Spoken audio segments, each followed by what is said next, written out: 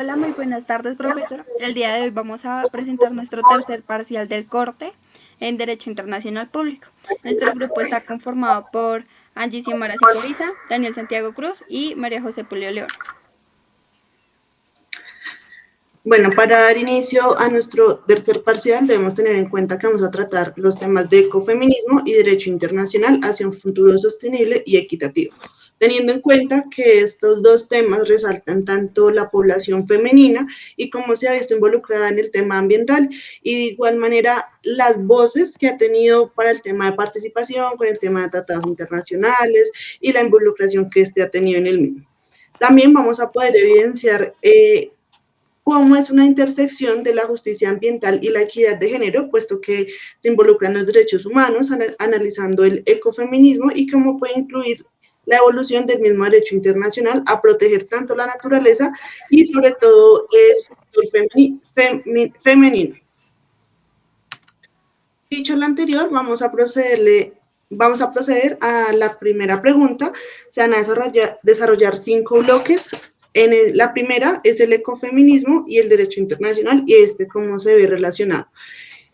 Para entenderlo un poco, debemos tener en cuenta que el ecofeminismo surge de una vinculación que se tiene tanto en el ámbito femenino y el ámbito ambiental y la participación de este mismo.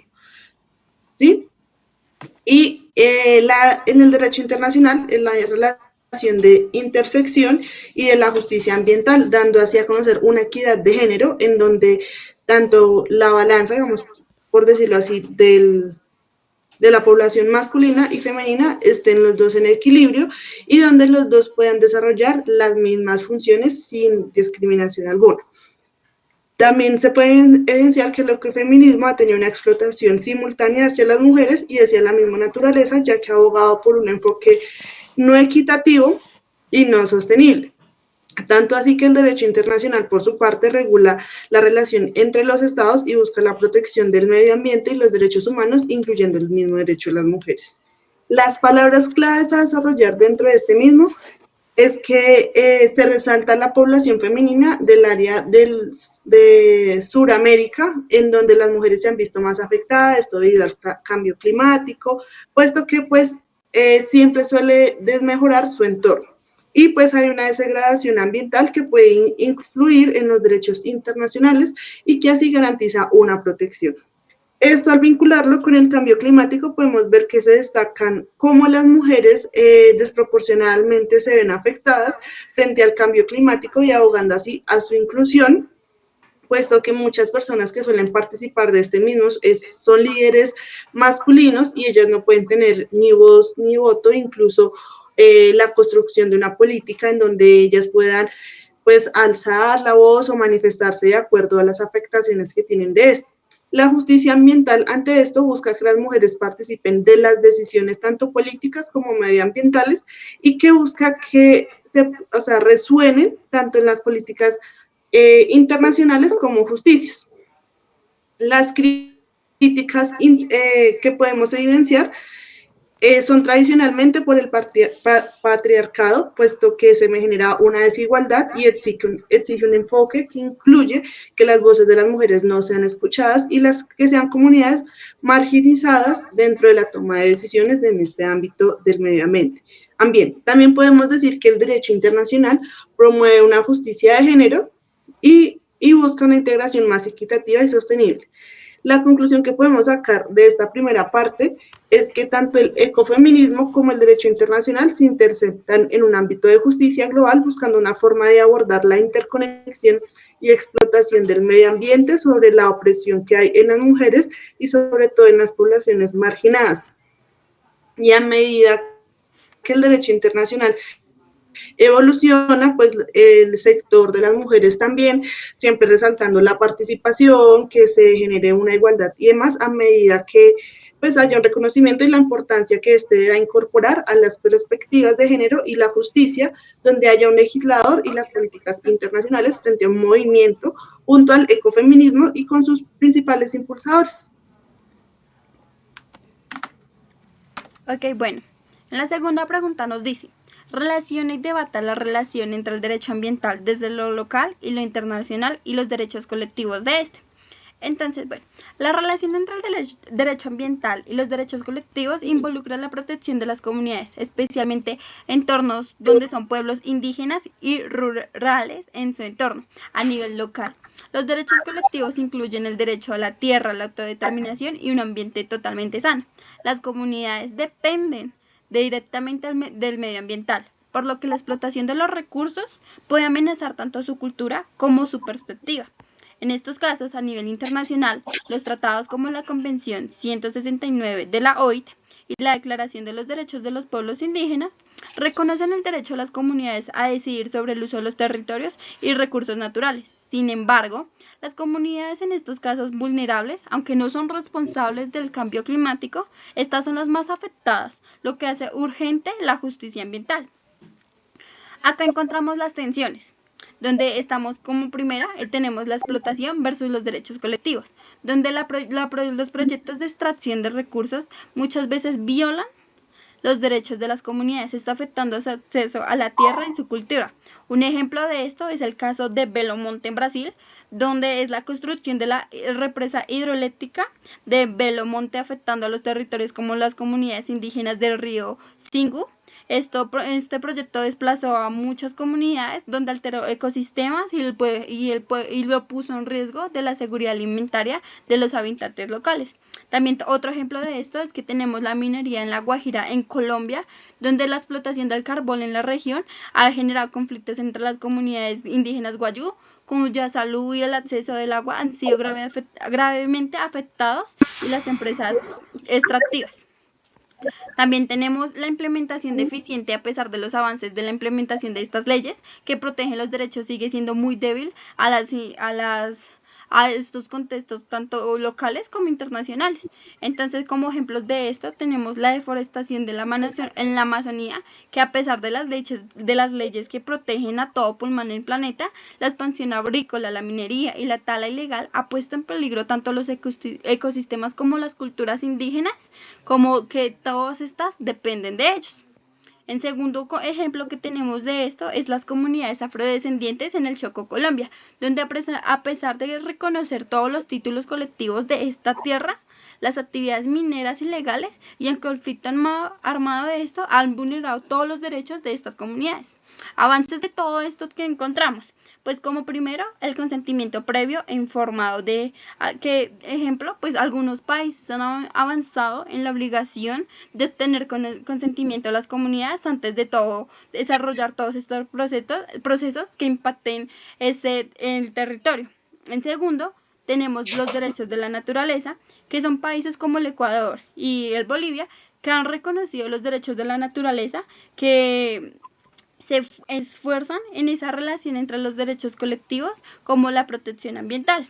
En resumen de todo esto, el derecho ambiental y los derechos colectivos están estrechamente vinculados, pero aún así estos tienen como desafíos en su implementación efectiva, que especialmente en muchos contextos de desigualdades de poder.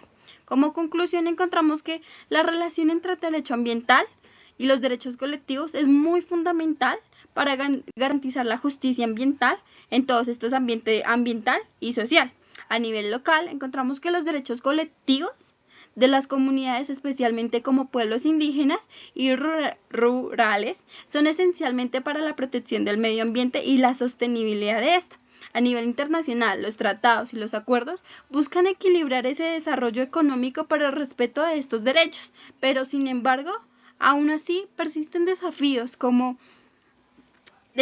en estos derechos como la implementación efectiva de estos derechos y las desigualdades de poder. Esto es muy esencial para seguir avanzando hacia una integración que es más robusta y efectiva de los derechos colectivos en las políticas ambientales locales e internacionales, para todo esto poder llegar a lograr una verdadera justicia ambiental. Como tercera pregunta tenemos: analiza y argumenta desde el derecho ambiental internacional, ¿se puede potenciar los resultados de la COP16? La respuesta es sí, ya que el derecho internacional ambiental puede potenciar los resultados de la COP16. Tenemos un evento muy importante, que fue el de Cancún 2010, que fue clave en las negociaciones climáticas globales, que estableció medidas concretas para combatir el cambio climático, como el Fondo Verde para el Clima y los acuerdos del Cancún. Tenemos unos argumentos claves, los cuales uno de ellos es el fortalecimiento de compromisos legales, el segundo es la creación de mecanismos de supervisión y el tercero es la protección de poblaciones vulnerables.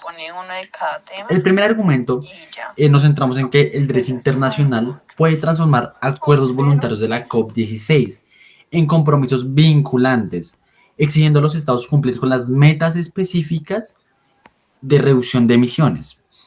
En el segundo argumento clave, que es la creación de los mecanismos, tenemos que el desarrollo de las normas pueden establecer sistemas de monitoreo y evaluaciones más sólidas para garantizar las metas de la COP16 y que sean implementadas y cumplidas.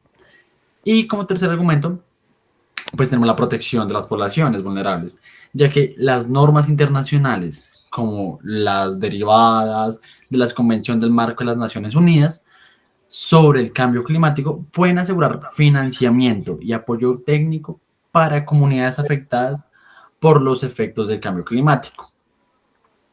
Una conclusión es que el derecho internacional es un vínculo esencial para la COP16 para garantizar que los acuerdos no queden solo en un papel, sino que traduzcan en acciones concretas, mediables y sostenibles.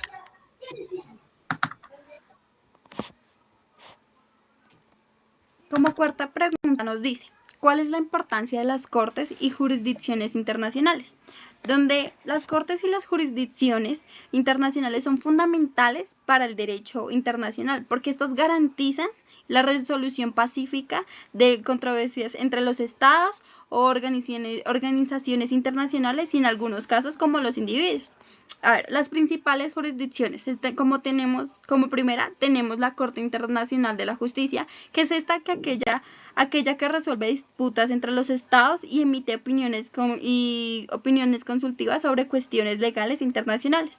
En segunda tenemos la Corte Penal Internacional, que en esta persigue los crímenes de guerra, genocidio y crímenes de lesa humanidad.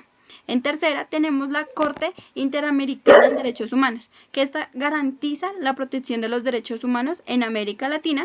Y como finalmente y última tenemos el Tribunal Internacional del Derecho del Mar. Esta resuelve las disputas e interpretaciones y la aplicación de la Convención de las Naciones Unidas, todo esto relacionado con el derecho del mar. Para el tema de los argumentos vamos a resaltar tres tipos. El primero es de promoción de justicia internacional, el segundo es prevención de conflictos y el tercero, el fortalecimiento del Estado de Derecho. En el primero, que es la promoción de justicia internacional, podemos ver todo lo que garantiza una protección de derechos fundamentales y el cumplimiento de las obligaciones internacionales de acuerdo a los tratados o normativas vigentes que hayan para que estos se puedan efectuar. En la prevención de conflictos vamos a ver todo el mecanismo que se hace para diálogos, una forma legítima y en que se pueda desarrollar pacíficamente un conflicto antes que inicie y sea un poco más grave y las personas se puedan deteriorar y pues se puedan resolver en las disputas de acuerdo al tema a tratar. Entonces la idea es evitar lo más posible, digamos, la prevención del conflicto para que estos puedan poder realizar sus acciones sin ninguna intervención o disputas a desarrollar y que evitando la escalada hacia los conflictos armados, que es lo que más preocupa a los estados.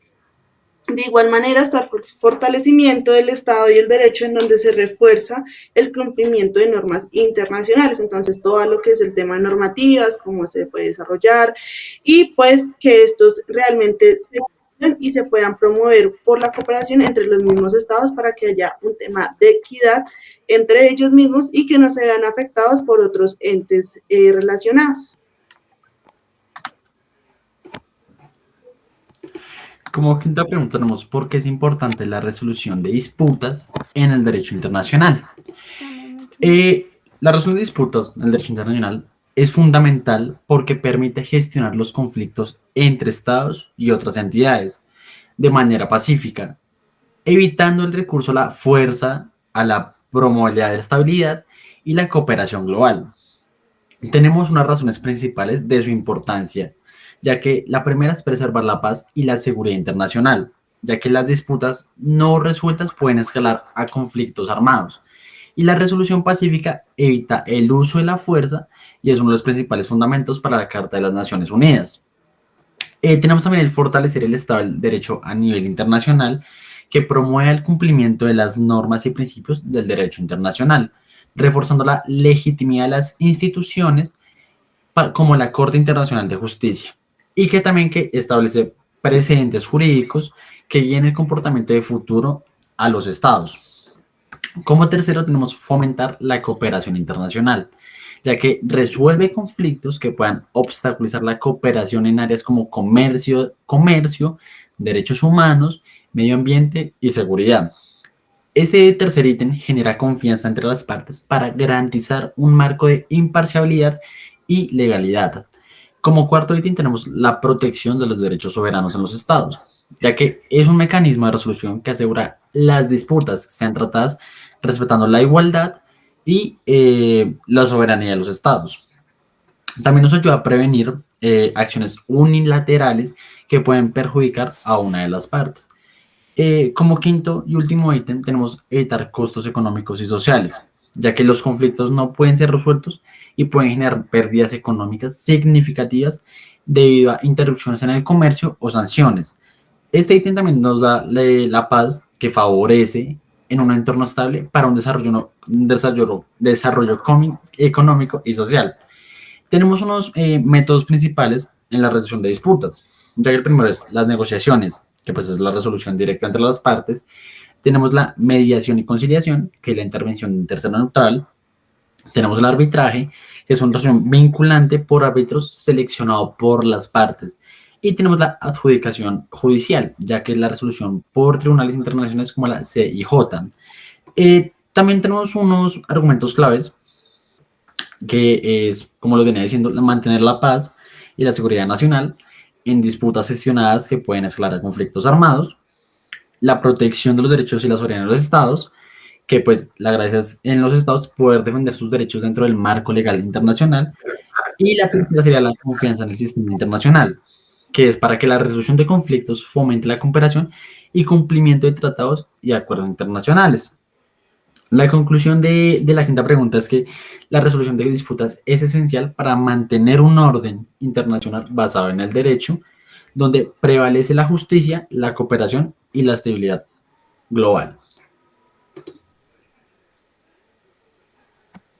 Ok, muchas gracias, profesor. Y con esto terminamos nuestro tercer parcial en Derecho Internacional Público. Muchas gracias.